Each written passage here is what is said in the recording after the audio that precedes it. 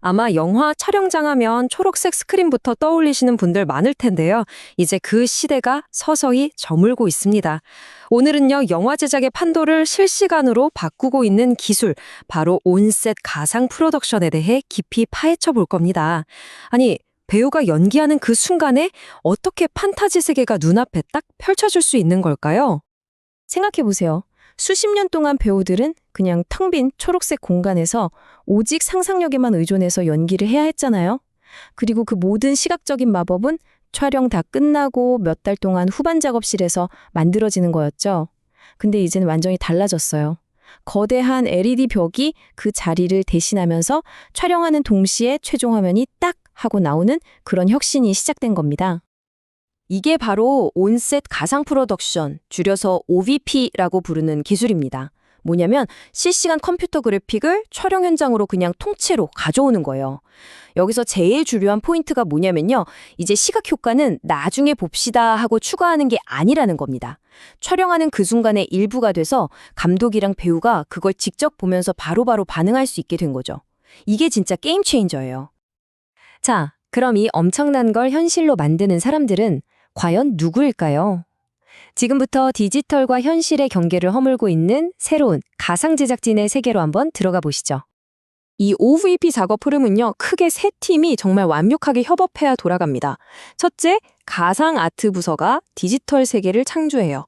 그리고 둘째, 볼륨 컨트롤 팀이 이 세계를 LED 스크린에 생생하게 띄워주죠. 마지막으로 크리에이티브 팀이 바로 그 가상현실 속에서 배우들의 연기를 카메라에 담는 겁니다. 이 세 팀의 호흡이 그야말로 완벽하게 딱딱 맞아야 하는 거죠. 자, 첫 번째 주자, 바로 가상 아트 부서 VAD입니다. 이 팀은요, 말하자면 디지털 세트 디자이너라고 생각하시면 쉬워요. 예전엔 나무랑 못으로 세트를 지었다면 이젠 게임 엔진을 이용해서 우리가 영화에서 볼 3D 환경, 소품, 배경, 이 모든 걸 가상 공간에 만들어내는 거죠. 다음은 브레인바, 그러니까 두뇌 센터라고도 불리는 볼륨 컨트롤 팀입니다. 이름부터 뭔가 대단하죠. 여긴 정말 고도의 기술 전문가들이 모인 곳이에요. 촬영장에 있는 거대한 LED 스크린부터 시작해서 온갖 복잡한 하드웨어, 소프트웨어를 전부 다 관리하거든요. VAD가 만들어낸 그 디지털 세상을 실시간으로 스크린에 딱 띄워주는 아주 중요한 역할을 하는 거죠. 그리고 마지막 주자는 바로 감독과 촬영 감독이 이끄는 크리에이티브 팀입니다. 이분들은 이제 더 이상 허공을 보면서 상상할 필요가 없어요.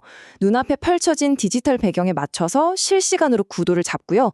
또 저 LED 벽 자체가 빛을 내니까 이걸 조명처럼 활용해서 완전히 새로운 방식으로 빛을 디자인하기도 합니다.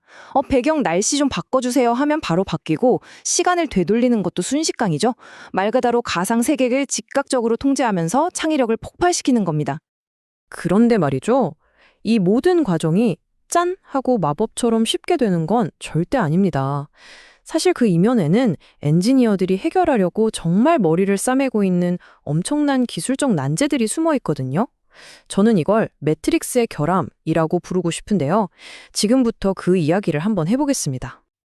아니, 여기서 이런 질문이 생길 수밖에 없어요.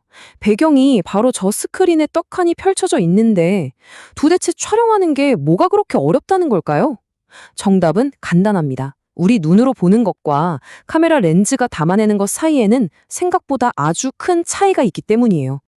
그러니까 완벽한 가상현실을 만들려면 여러 가지랑 싸워야 하는 거예요. 일단 색깔. 카메라가 현실이랑 똑같은 색을 담아내게 만들어야 하고요. 그리고 화면에 막 이상한 물결무늬 생기는 거, 그것도 없애야 합니다. 또 카메라랑 스크린이 정말 0.01초의 오차도 없이 딱 맞게 움직이도록 동기화도 해야 하고, 심지어 렌즈의 그 자연스러운 초점 흐림 효과까지 완벽하게 재현해내야 하죠. 정말 보통 일이 아니죠? 자, 그럼 이 완벽해 보이는 환상을 깨뜨리는 구체적인 문제들이 대체 뭘까요? 지금부터 그 원인을 하나씩 파헤쳐 보겠습니다.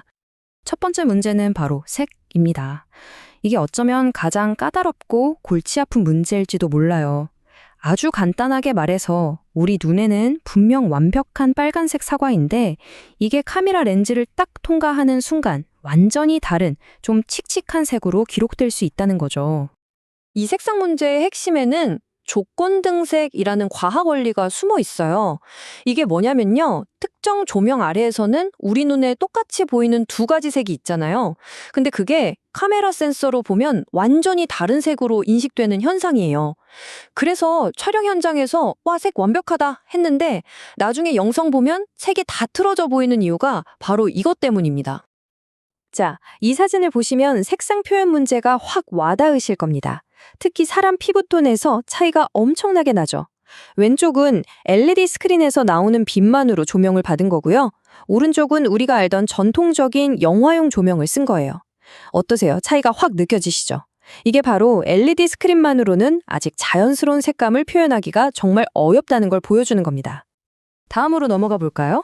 이번엔 엘리어싱이라고 불리는 일종의 디지털 오류 현상입니다. 원인은 의외로 간단해요. 픽셀, 그러니까 작은 점들로 이루어진 스크린을 또 다른 픽셀 격자를 가진 카메라로 찍을 때 이 두 개의 격자가 서로 부딪히면서 우리가 원하지 않는 이상한 패턴을 만들어내는 거예요. 이 에일리어싱은 크게 두 가지 종류가 있어요. 첫 번째는 공간적 에일리어싱. 이건 우리가 흔히 모아레 현상이라고 부르는 건데요. 스크린을 카메라로 찍을 때 막 어지러운 물결무늬 생기는 거, 바로 그겁니다. 그리고 두 번째는 시간적 에일리어싱이에요. 이건 뭐냐면 배경 그래픽에 자연스러운 모션 블러가 없으니까 움직임이 부드럽지 않고 뚝뚝 끊겨 보이는 현상을 말하는 거죠. 마지막으로 살펴볼 건 초점, 그러니까 피사계 심도 문제입니다. 여기 인용문이 핵심을 정확히 짚고 있는데요. 이런 겁니다. 카메라는 렌즈를 통해 물리적으로 진짜로 초점을 흐리게 만들잖아요. 그런데 저 뒤에 있는 LED 배경은 게임 엔진이 디지털 방식으로 계산해서 흐림 효과를 만들어요. 이 두 가지 종류의 흐름이 서로 부딪히면 눈썰미 좋은 관객들은 바로 저거 뭔가 이상한데? 하고 알아채게 되는 거죠. 자, 그럼 지금까지 나온 문제들이랑 업계에서 이걸 어떻게 해결하려고 하는지 한 번에 싹 정리해 볼까요? 색이 틀어지는 문제는 빛의 전체 스펙트럼을 계산하는 방식으로 풀려고 하고 있고요. 그 어지러운 모아레 팩터는 더 촘촘하고 해상도 높은 LED 패널로 잡으려고 합니다. 그리고 움직임이 뚝뚝 끊기는 건 컴퓨터 성능을 이용해서 모션 블러를 억지로 추가하는 식으로 해결하고 있죠. 이런 식으로 각각의 결함에 맞는 해결책을 찾으려고 지금도 계속 노력하고 있는 겁니다. 그렇다면 이 복잡하고 어려운 기술적인 문제들을 과연 어떻게 극복할 수 있을까요? 그 해답은 어떤 하나의 대단한 기술이 아니라 업계 전체가 힘을 합치는 데 있습니다. 어쩌면 이 모든 문제의 최종 해결책은 단순히 더 좋은 카메라나 더 좋은 스크린을 만드는 게 아닐지도 모릅니다. 진짜 핵심 열쇠는 바로 표준화에 있거든요. 이게 무슨 말이냐면 우리 USB 포트 생각해 보세요. 어떤 회사 제품이든 다 맞잖아요. 그것처럼 어떤 회사의 장비나 소프트웨어를 가져와도 서로 문제없이 딱딱 맞게 작동하도록 SMPTE 같은 기관에서 공통의 규칙을 만들고 있는 겁니다. 특히 세 가지 분야에서 이 표준화가 정말 시급합니다. 첫 번째는 소프트웨어랑 하드웨어가 서로 대화를 할 수 있어야 하고요.